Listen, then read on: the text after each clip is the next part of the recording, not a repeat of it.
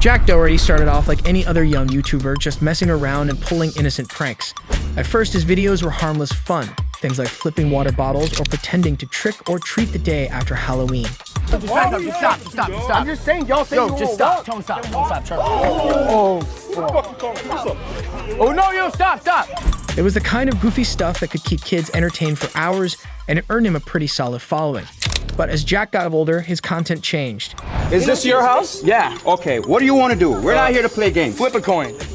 What do you want to do? Heads, we send him to jail. Tails. No. Hey. He began to push boundaries, pulling off riskier stunts and chasing shock value. The sweet, slightly annoying kid turned into a full-blown internet menace, doing whatever it took to stay in the spotlight. And while that might have kept him relevant for a while, his wild antics were actually leading him down a road to disaster. This is where Jack's story takes a turn, and not for the better. Dreams. What?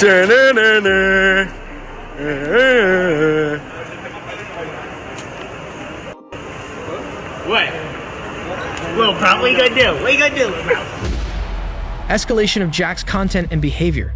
Jack quickly learned that causing chaos got him views, and boy, did he lean into that. His pranks escalated from harmless jokes to outright public disturbances.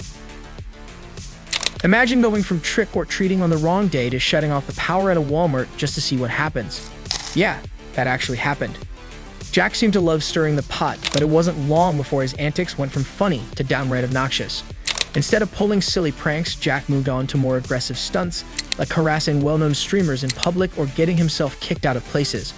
At one point, he even cut the power in a store as a prank, which unsurprisingly didn't go over well. Oh my god, no way. Oh my, no way. No way.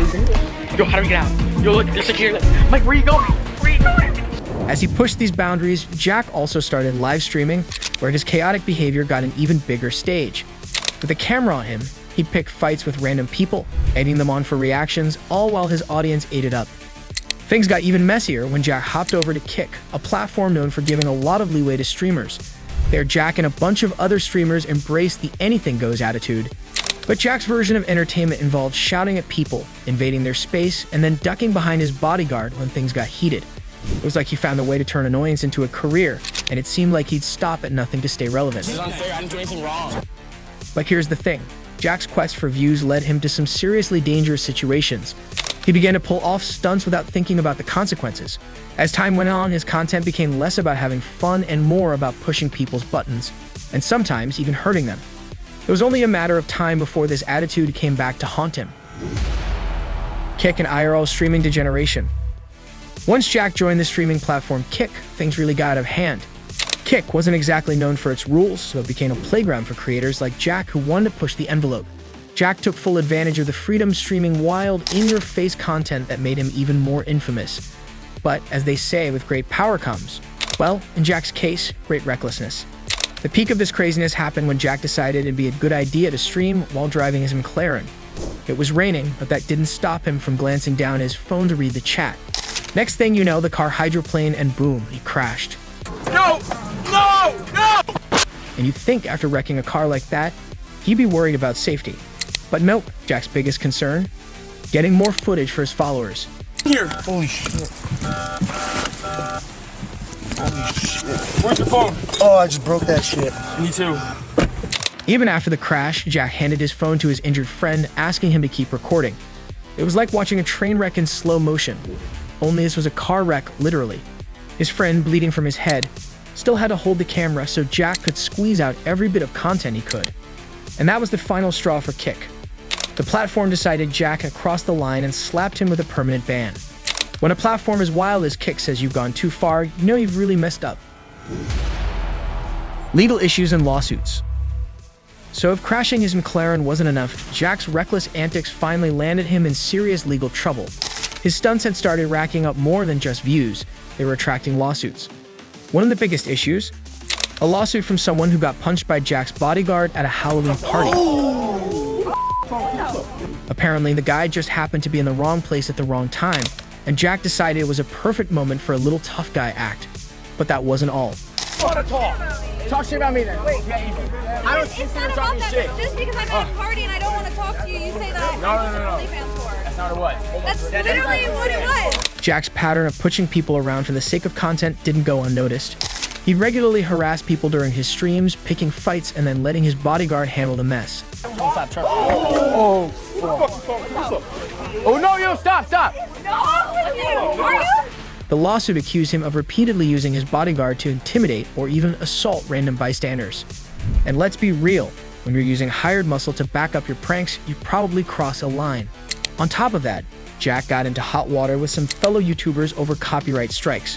When he couldn't handle their criticism, he went after their videos, filing copyright claims to try and take them down.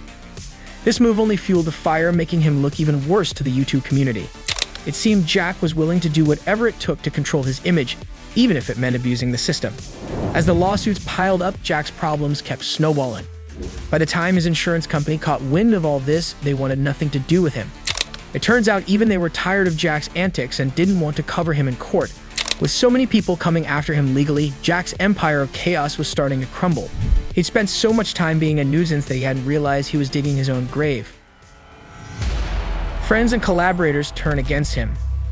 As if things couldn't get worse for Jack, his own friends and collaborators started spilling the tea. A few people who used to be close to him decided they had enough of his antics and put out a video to expose him. They talked about what it was like working with Jack, and surprise, surprise, it wasn't exactly a dream job. According to them, Jack wasn't just a troublemaker on camera.